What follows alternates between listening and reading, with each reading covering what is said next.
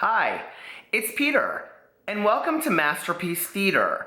On this channel, we read books and review books that have an important impact on the world. In the past, we have reviewed such books as Kurt Vonnegut's Breakfast of Champions, Kurt Vonnegut's Slaughterhouse-Five, Catcher in the Rye by J.D. Salinger, J.R. Tolkien's The Hobbit, and even Jackie Collins' Lucky, a very important novel. Today, much requested, we will be reviewing the amazing book, Where Did I Come From? Hey, you guys, it's Peter, and I'm back. Of course, I'm back. I'm not going anywhere. I even did my hair. I'm YouTube Walk Like an Egyptian. Famous now. Of course I am. So anyway, you guys, I showed this in my video, my tragic childhood toys. Say that 10 times fast. And so many people were like, would you please read that book? And I was like, I haven't even looked inside this book except for the other day, and I was like, oh, some dirty pictures and the dirty illustrations. And so anyway, but I thought, Dr. Spock even says, if this does not get family approved and Dr. Spock says, I give this book top grades for humanness and honesty, some parents will find that its humorlessness helps them over the embarrassment. Others may be offended. If parent expert Dr. Spock approves this book, thumbnail, and I don't get it approved, monetized, then YouTube, I don't even know what to say right there. There's a baby. We're going to get right into it. Now, true story how this book came into my life, okay? So I was obsessed with Bo Derek. Y'all know who Bo Derek is? The braids, Bo Derek, gorgeous, right? And Bo Derek was in a movie called 10. And my parents never really censored a lot of what I watched, so I got to watch this movie with them, and then they talked to me about different things in there and whatever. So anyway, but I was probably at the time, I don't know, 8 or 9, right? And so I became obsessed with Bo Derek. Like, I thought she was the most gorgeous thing in the entire world. Please hold for my sip of tea. But anyway, Bo Derek at that time happened to be in Playboy magazine. And she was everywhere. I mean, it was the cover of everywhere, right? And I was like, I want that magazine. I want that magazine. I want that magazine. I want that. Now, my parents were really good at telling this only child no, but when it came to Brooke Shields, loved her too, pretty baby, Blue Lagoon. But when it came to Bo Derek's Playboy spread, I had to see it. I was like, oh my God, right? Now, I don't think it was ever a surprise to either one of my parents that I might turn out gay. So I think that might have helped them a little bit along, maybe even confused them, like, why does Peter want this? But I did, right? So my parents at the time, who were divorced, talked about it, and they agreed they would give me the magazine, but they would pull out every picture that was from the waist down, okay? And they would only let me look through it when I was with them. My parents were so creative, right? So anyway, so I only got to see, like, the pictures of, like, Bo Derek, like, in the water breasts.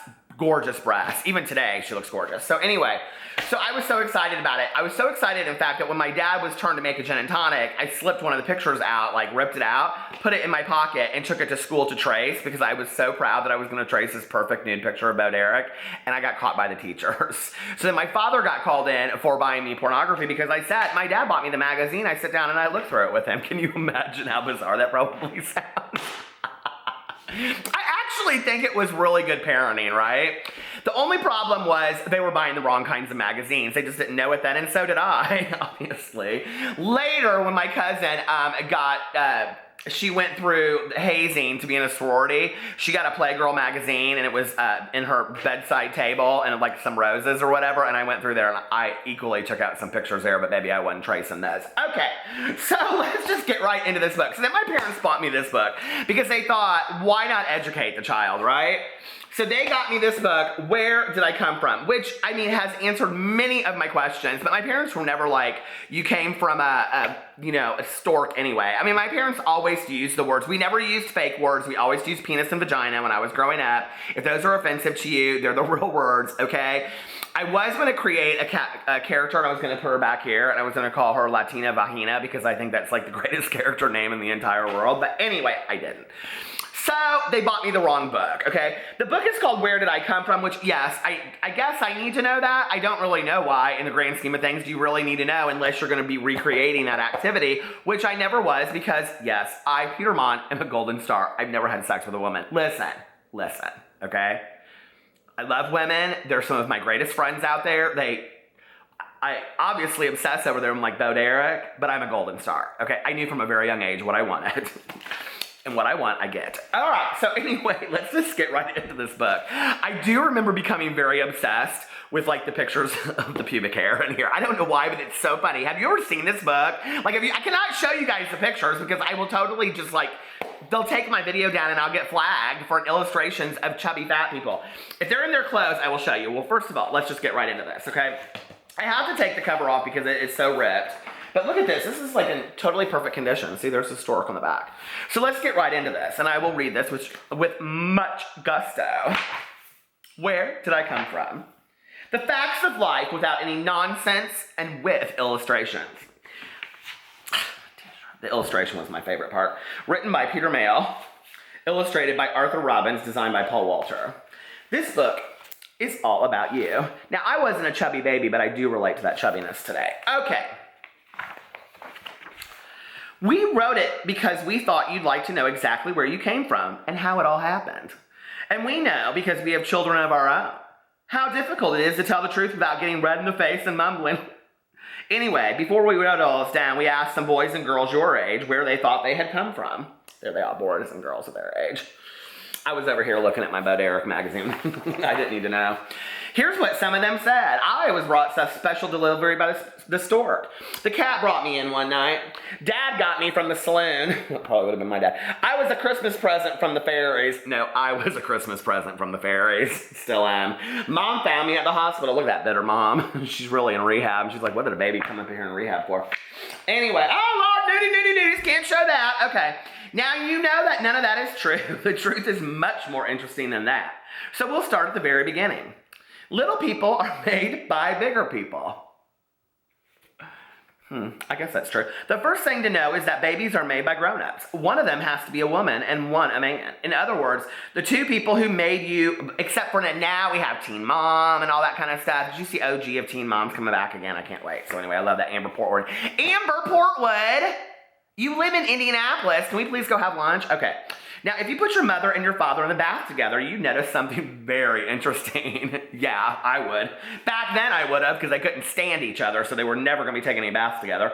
They are not made at all the same way. You've probably noticed that already, but you notice it much more when you put them in the bath together. I have to look at the pictures. Well, they have her under the water, just like the Bo Derek pictures. You can't see her from the waist down. But they have him full out. Quite apart from being different sizes, they have different shapes, and they have different parts to their bodies. I like parts.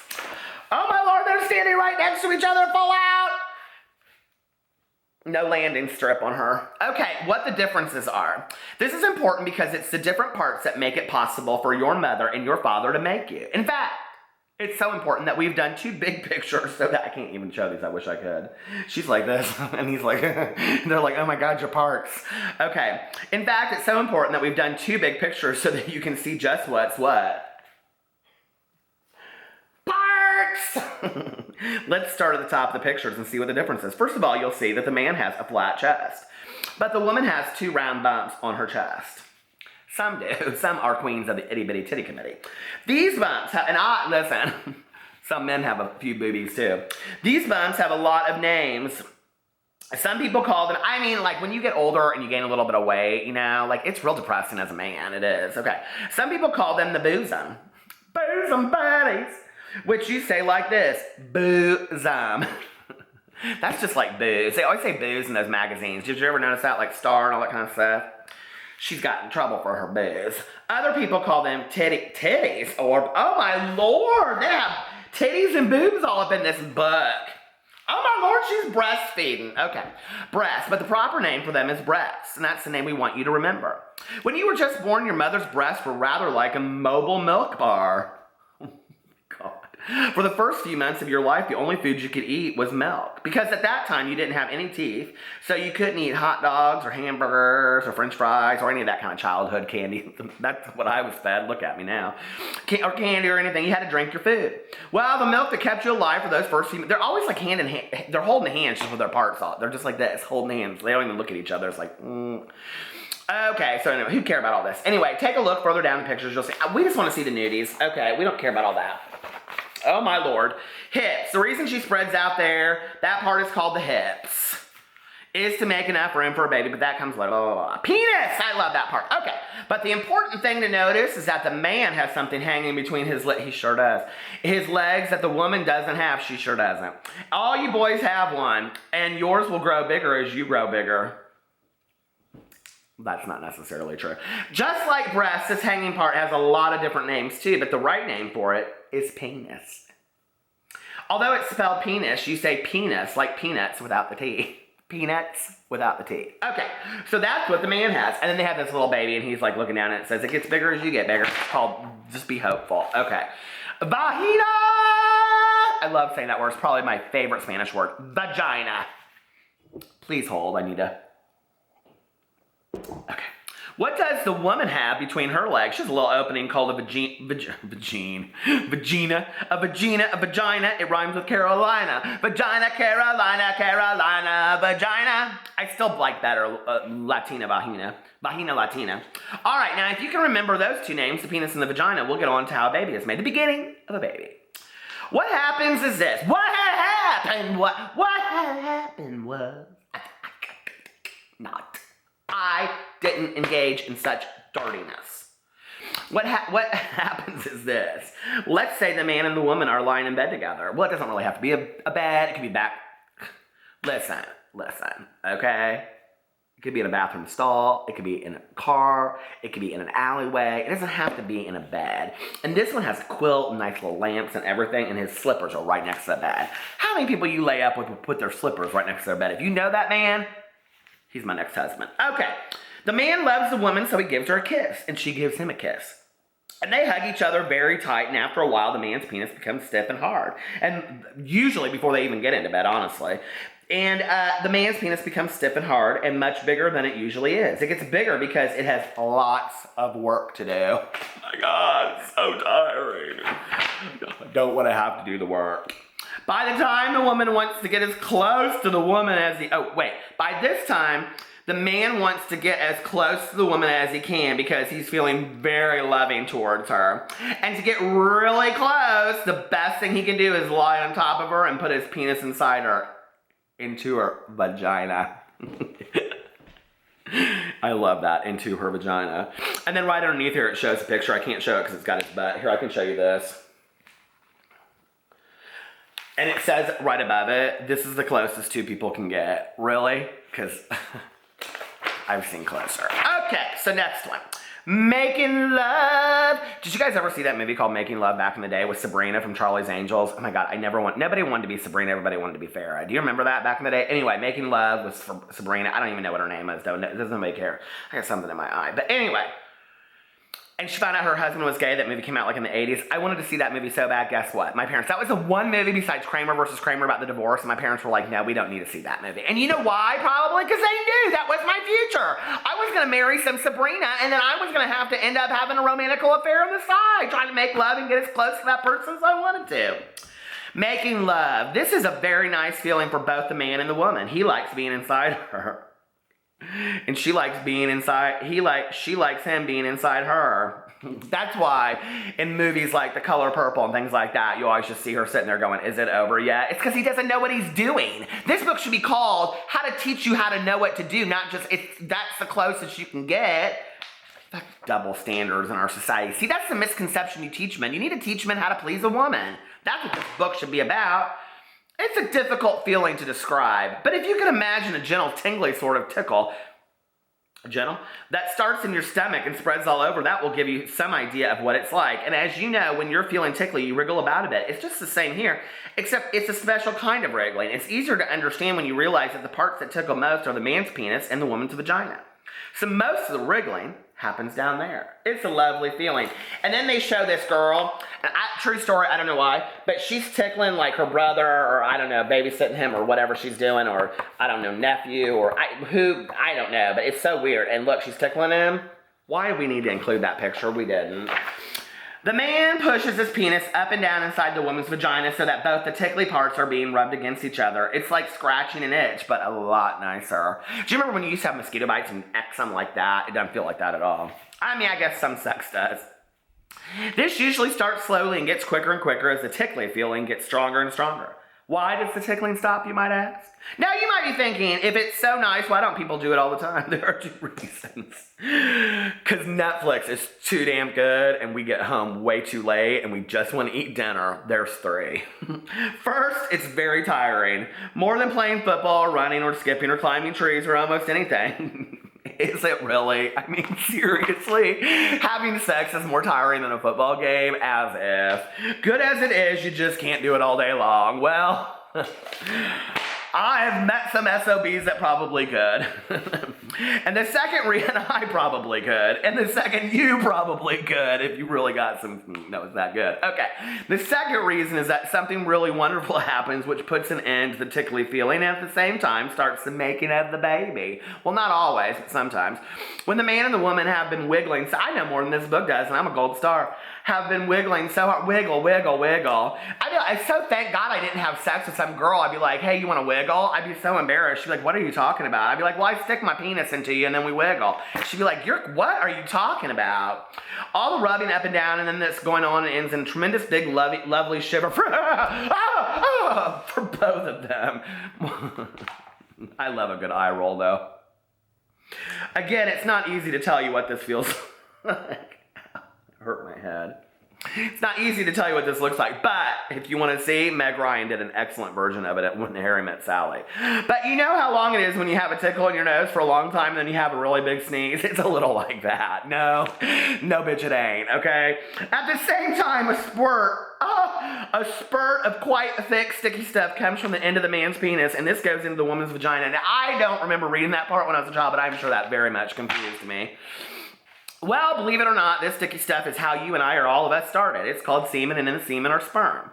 The romantic sperm. Not always. Sometimes you're stuck together for like 30 years. Each drop of sperm is actually made up of hundreds and listen, I'm so glad that I'm a gold star for that reason. Made up of hundreds and thousands of smaller drops of sperm, which you could only see under a very powerful microscope, and what they get up to is quite amazing. After leaving the man's penis, the sperm make their way up the woman's vagina like tiny tadpoles. That always creeped me out. I thought she's got, like, why she's got fish swimming up in there? What they're hoping to find is one of the eggs that the woman produces inside her every month. Sperm, they're just like tiny tadpoles. I don't know why. Does that creep you out? It creeps me out. I don't like that at all. How could an egg resist a sperm like this? Thumbnail. Okay. My Lord, how long is this book? If one single sperm meets one single egg, they have a romance of their own. This is called fertilization, and the result of it is the beginning of a baby. If 2 sperm meet 2 eggs, the result is twins. 3 sperm and the 3 eggs equals triplets. Is that true? I don't know that. And so on. The sperm and the egg combine to make a tiny person. It's so small that not even the mother knows it's there for a few weeks. Yeah, I think that we need to talk. I'm late. Okay. 1 sperm plus 1 egg makes 1 baby. If you got her pregnant, like for real, okay, that would not be a good day. All right. From a speck to a baby in 9 months, but very, very slowly it grows inside the mother. We should really give it a name, but we're not sure if it's a boy or a girl yet. I like androgynous names anyway. It gets its food from the food the mother eats. It stays safe and warm in a place inside the mother called the womb. Which you say like this, womb. Oh, I didn't know that. All right, womb. And over a period of 9 months, the speck changes from almost nothing into a full-fledged baby, all ready to come into the world. You might like to know what happens during those 9 months, so we've done a month. Oh, Lord, I can't read all this shit. Next. I got babies up in there, all that kind of stuff. I can't, no. Is the sex over? Exactly, and that's why I don't have a baby right there. Do you see that? That's what this book should have said. They should have had that on the cover and just said, don't do it, okay? It scared the shit out of you. Oh, Crying. Coming out in the world is quite a shock. Amen. Oh, that funny looking belly button. Okay, it goes into the belly button, all this kind. There, now you know where you came from. You may think it sounds like a lot of hard work for such a little person, but there's a very good reason why your mother and father went through it all. And if you want to know what that reason is, just take a look in the mirror. I do every day. It was all done for you. That's the end, and there's the stork again reading the book. And I can just see when I was done reading this book with my mom, I'd be like, Mom, what's that thick stuff that squirts out? Oh, honey, that's another book. I bet it is. I never got that book. Anyway, so there we go. We have now completed and finished the book. Where did I come from? Did that answer all of your questions, boys and girls? Do you feel like you're better educated? Listen, I'll tell you one thing I learned from this book. It is much easier to just be a golden star. Okay? Truth of nature. All right, you guys. Follow me on all my social media. I'm super active. If you like this video, give it a like. Or follow me on my daily vlog. It's listed below and all that kind of stuff. If you want to see me read other books, go check out my BookTube channel. I love you guys so much. I'll talk to you later. Bye.